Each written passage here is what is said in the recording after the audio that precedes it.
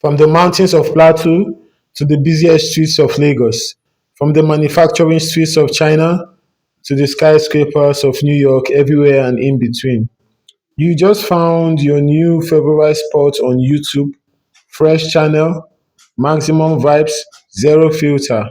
And I am your host, Glassy. All Progressive Congress (APC) conducted its primaries for the 2027 general election this week, covering the four political positions of the state, which are the Senate, the House of Assembly, the State's House of Assembly, and finally the governorship uh, positions. The outcomes and the results have incredibly been unbelievable, ranging from Cubana chief priest who scored 14 votes out of a total number of 2,845 accredited voters to Honorable Desmond Elliot, who was seen leaving the polling unit after Barrister Barakat was declared the winner of Surulere Constituency 1. If there is nothing I've learnt over this week is that in Nigeria, no matter who you are, politics will humble you. And this takes us to the big story of the day. Governor Fubara has withdrawn from the APC primaries. He has withdrawn from the APC governorship race. This is an incumbent governor. This was the news that shocked everyone. The news is all over the place. In the statement he released, he called it a move for peace and stability. Now, this statement is not for me to judge, it's for all of us to judge. Did you think that this was a genuine sacrifice, or you think that the emperor really exerted enough pressure for him to bow? Because I see no reason why an incumbent governor won't go and contest. Let it be that yes, he contested and he lost, but he withdrew from the race. That means there is a higher power that's controlling things. There is a higher power that is running the affairs. That means there is a mouthpiece that is wider than the number one citizen of a state. This APC regime is really, really, really ridiculously incredible.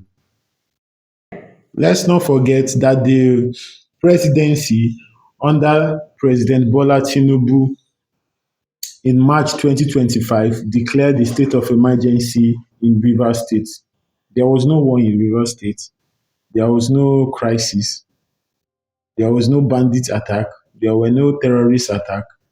But the president declared a state of emergency in the state. And what could have been the reasons for this? The reasons for declaring this state of emergency were two reasons. Number one reason, prolonged political crisis. And number two reason was security, oil, infrastructure. The prolonged political crisis was between Governor Fubara and the House of Representatives at the state level of Rivers State. They were at loggerheads. The House of Representative members who were loyal to Wike were at loggerheads with the governor of Rivers State, who is Governor Sim Fubara. If you are new on my page, please like, share, comment, and most importantly, click on the subscribe button for more of entertainment gist and political happenings around you. We would love to hear from you. They were at loggerheads for the sole reason of unauthorized spending, demolition of the assembly complex, and court battles that paralyzed governance in the state. The second reason, which was documented, was the oil infrastructure failures and also insecurity.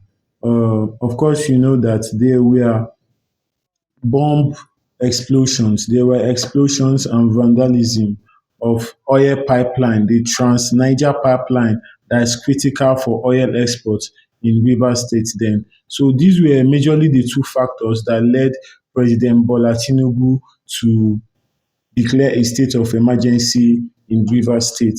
And you know that these things don't happen uh, just like that. They don't happen ordinary. There are powers that be that always make these things look as it is. Please, if you are new on my page, I beg you to please click the like button, share, comment, and most importantly, subscribe on my YouTube channel. This will enable us to get more gist for you and entertaining stories all around the globe. Thank you.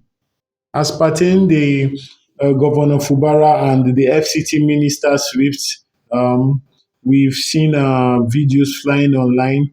That was year 2023, where former Ekiti State Governor Fayose, in a post inauguration banquet, he was advising Fubara.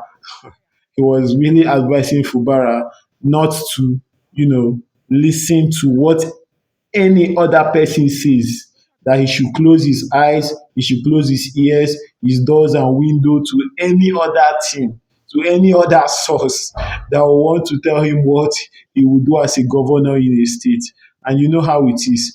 Once you assume power as a governor in any state, there are some things, there are some feelings, there are some sensations that take over you. And you won't see yourself as that ordinary person that you were before you assume power. As the saying goes, power corrupts and absolute power corrupts absolutely. So if there's I understand that part that being an ordinary person compared to being when you're a governor is two different things. You don't expect that brain that someone had before he was a governor to still be the same brain when he assumes a governor. There is power for you to be a number one citizen of a state.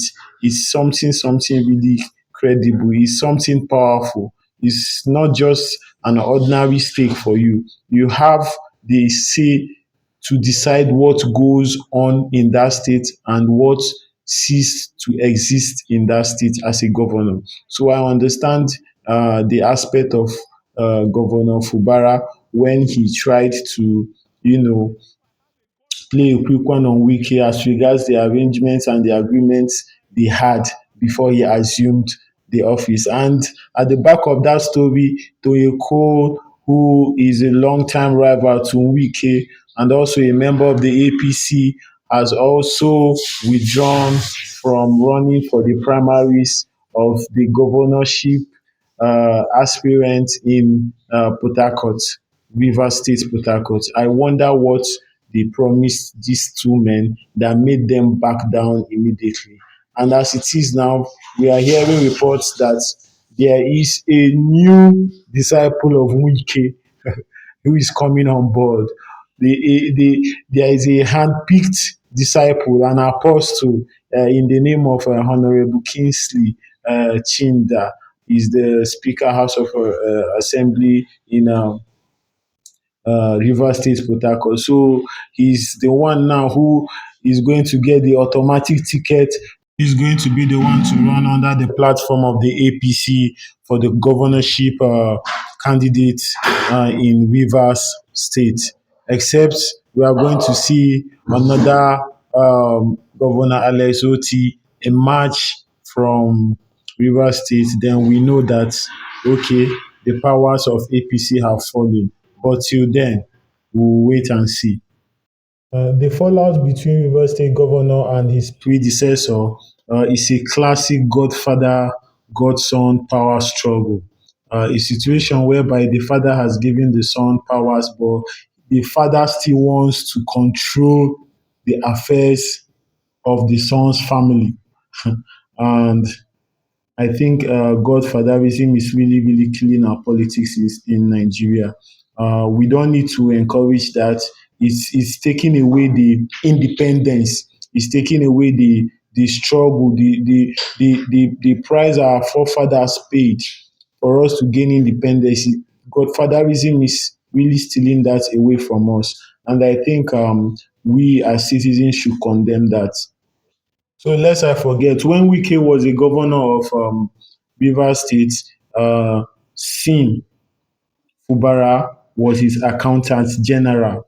So during the 2023 election in Rivers State, the former governor, His Excellency Yesum Wike, handpicked his accountant general, Fubara, to be his successor in order for him, Wike, to retain a significant stake and say in the state. Political structure, appointments, and most importantly, finance. Governor Fubara, in the other hand, asserted independence and refused to be a boy to Governor Wike, who happened to be the current FCT Minister of the Federal Republic of Nigeria. The early triggers of this tension surfaced within months of Governor Sim assuming office. He started pitching tents with Nyesom Wike's rival, uh, former Vice President Alhaji Atiku Abubakar. Also, the sharing formula for the IGR, that is internally generated revenue. So I think Nigeria politics is spoiled with the money that is involved in it. Is so corrupt because all these politicians, what they care after is money, money, money. And the River State is the second state with the highly, is the second most highest state in generated revenues internally, apart from Lagos State. So there is money in Rivers State, and being a governor there or being an ex-governor on the part of Nyesom Wike, he still didn't want to take his eyes off the affairs of the state. He still wanted to, as a man now, you understand, he still wanted to collect a share from each revenue that was generated in the state. And I think this is what is really killing our politics. It's really devastating that one man will want to, accumulate the resources that is meant for a whole state. It's not advisable in any way. So we want to hear from you from our comment section. Our comment section is always open. Do you think come 2027, the gubernatorial election in Rivers State, do you think that APC would retain power? Or do you think that the NDC will snatch the power from them? Do you think that PDP can still pull a stunt? Or do you think the Labour Party are still regarded as the underdogs? A tree can't make a forest. Wike, of course, has a number of loyalists, but those loyalists are loyal to his money, and there's nothing about that. People are watching, the masses are watching, they are seeing. So River State people would be the one to decide. I won't be the one to decide for them. They should be the one to stand up and decide who they want to be their governor. Because I think it's actually a shame the way Sim left that position. So please don't forget to like, share, comment, and most importantly, click on the subscribe button. And thank you for having me. Do have a blessed remaining days of the week. God bless. I'm your host, Glass E. See you in the next video in 12 hours. Peace.